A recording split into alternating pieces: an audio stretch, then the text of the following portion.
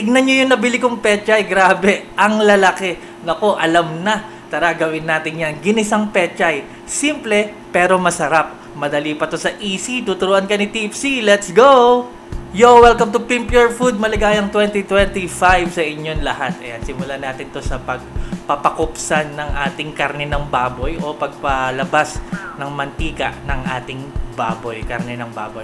Huwag nyo kakalimutan na isison niya ng konting asin, no, para magkalasa. Importante yan, huwag nyo i-skip yung step na yan, no, kasi saglit lang natin lulutuin yung pechay para naman magkalasa yung ating karne ng baboy. Once na golden brown na yan at nag-render ng mantika, set aside muna natin at syempre yung mantika bawasan natin. Diyan na rin tayo magigisa ng ating aromatics. Simulan natin sa pag-brown ng ating bawang. Ayan, tapos susunod ko na dyan yung ating sibuyas at ang ating kamatis na medyo may kamahalan pero ox lang yan para masarap. Ayan, tapos wag rin natin kalimutan na timplahan yan, no? Asin at ng paminta.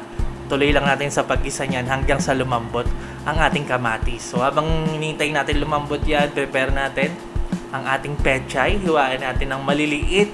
Depende sa inyo kung gaanong hiwa ang gusto nyo. At syempre, huwag nyo kakalimutan maghugas ng pechay. Hugasan natin ang ating pechay para siguradong malinis, no? Hindi pwedeng masustansya lang, dapat malinis din. Alright, pagkatapos natin mahugasan, salain. At this point, yan, malambot na ang ating kamatis. Pwede na natin yan ilagay isama sa ating gisa. Igisa lang natin yan. Stir fry natin hanggang sa mapansin nyo medyo nagwi-wilt na ang ating pechay. At simple lang ang papanimpla natin dito. Simple lang mga sangkap nito. Simpleng ulam nga, tulad ng sabi ko kanina. Maglalagay ako dito ng oyster sauce. Ayan, kung ayaw nyo ng oyster sauce, kung wala, pwede kayong gumamit ng patis o ng toyo. Pero subukan nyo itong oyster sauce ng Maggi. Ang sarap niyan. And then, babalik na natin yung ating pinakupsan na karne ng baboy kanina.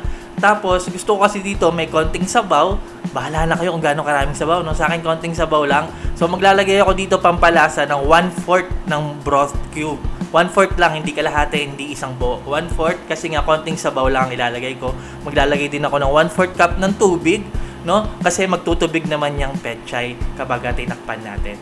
Alright, haluin lang natin yan ng mabuti. Tapos yan nga, takpan natin kahit mga 1 minuto lang, 1 minuto hanggang 2 minuto para lang lumabas yung katas ng pechay. And now, look at that. Pwedeng-pwede nang iserve. Hanggat mainit, yan yung mga ulam na masarap talagang mainit, no?